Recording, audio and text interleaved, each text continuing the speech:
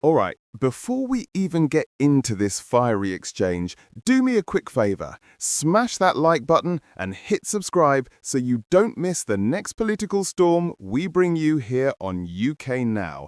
You're not going to want to miss what unfolded in the Commons this time.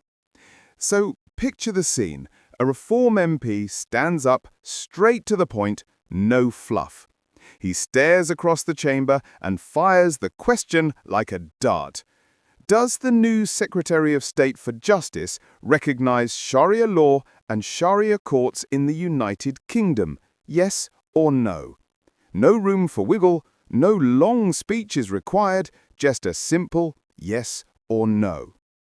Now, you and I both know what happens next. Instead of a crisp answer, the Justice Secretary launches into something far more polished, carefully crafted.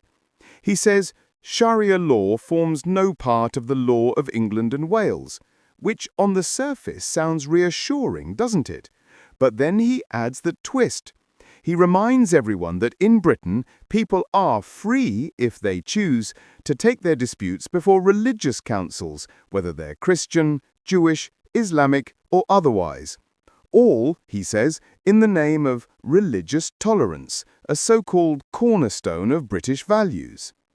And here's where it gets interesting, because you can almost feel the reform benches twitching in their seats. Was that really a straight answer, or was it a carefully choreographed sidestep? The question was simple, yes or no, but the reply more of a dance. Let me ask you, do you think that kind of response clears the air, or does it just muddy the waters?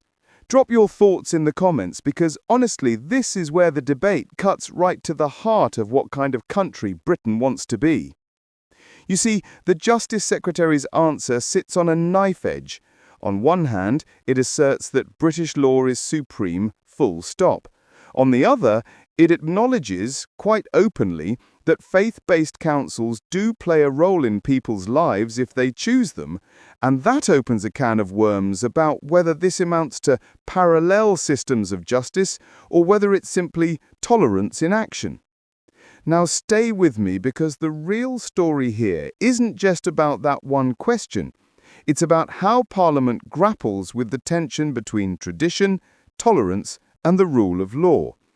And when David Lammy sits there, stone-faced, avoiding the Reform MP's pointed challenge, the silence speaks almost louder than the official answer.